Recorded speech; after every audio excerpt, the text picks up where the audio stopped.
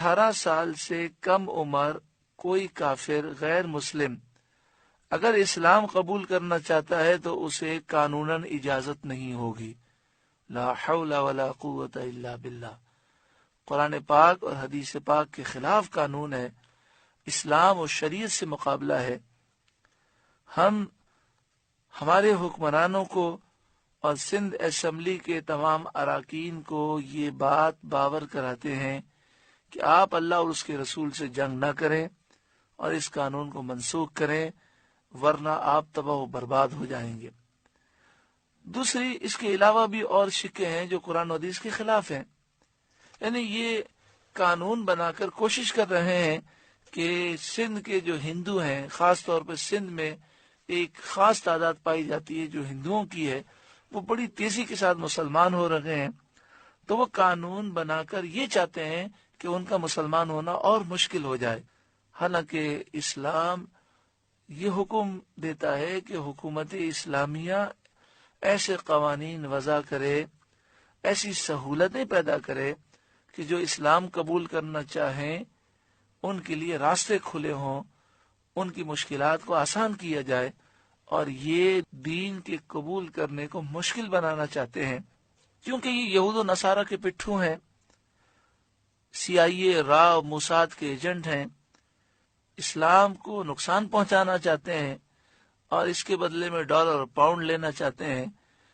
ان کا حال یہودی علماء جیسا ہے کہ جنہوں نے چند سکوں کی خاطر اپنا دین اور اپنی آخرت برباد کی، یہ کب تک جیئیں گے؟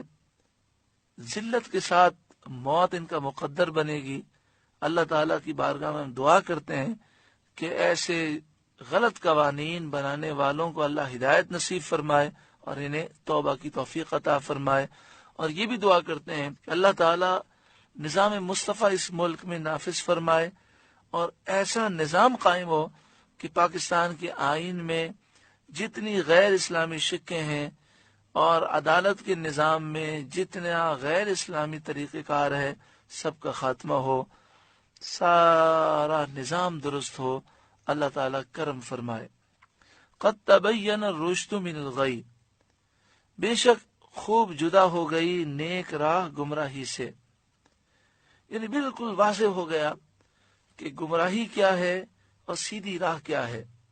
فمن یکفر بالطاغوت، تو جو شیطان کو نہ مانے، ویؤمن باللہ، اور اللہ پر ایمان لائے، فقد استمسک بالعروۃ الوثقی، تو اس نے بڑی مضبوط گرہ کو تھام لیا، بڑی مضبوط رسی کو تھام لیا، لا انفصام لہا، جسے کبھی کھلنا نہیں، یہ رسی کبھی ٹوٹے گی نہیں اور اسے جنت لے جائے گی۔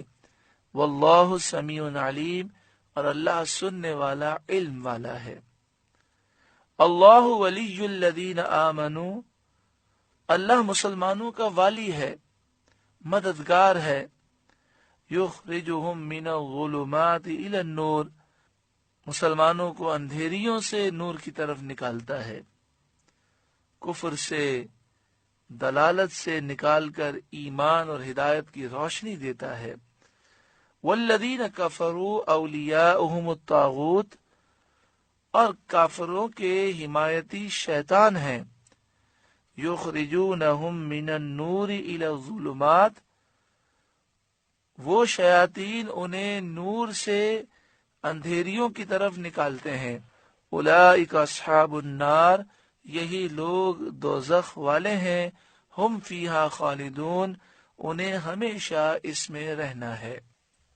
حضرت سر الافاضل مولانا نعیم الدین مراد آبادی علیہ رحمہ نے سورہ بقرہ کے پہلے رکوع میں یہ بات لکھی ہے کہ جو شخص سورہ بقرہ کی 10 آیتیں پڑھ لے رات کو سونے سے پہلے، اگر وہ حافظ قرآن ہے تو قرآن نہیں بھولے گا، اور اگر کچھ قرآن کی آیتیں یاد ہیں تو پھر جتنا یاد کیا ہے وہ ہمیشہ یاد رہے گا۔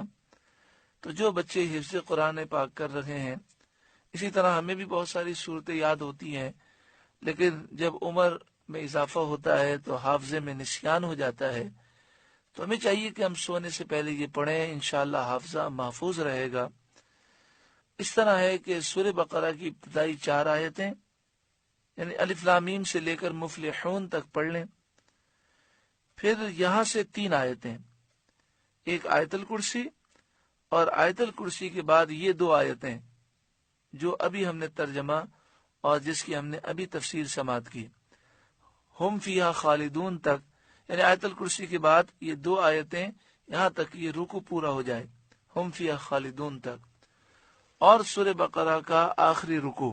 جو یہ 10 آیتیں پڑھے گا رات کو سونے سے پہلے، جو قرآن اسے یاد ہے وہ کبھی بھولے گا نہیں، انشاءاللہ اس کا حافظہ بھی قوی ہوگا، اور انشاءاللہ بڑھاپے میں بھی اس کا حافظہ قوی رہے گا۔ اللہ تبارک و تعالی ہم پر کرم فرمائے۔ سورہ بقرہ کا 34واں رکوع مکمل ہوا۔ اللہ تعالی اس کے نور سے ہمیں روشن و منور فرمائے۔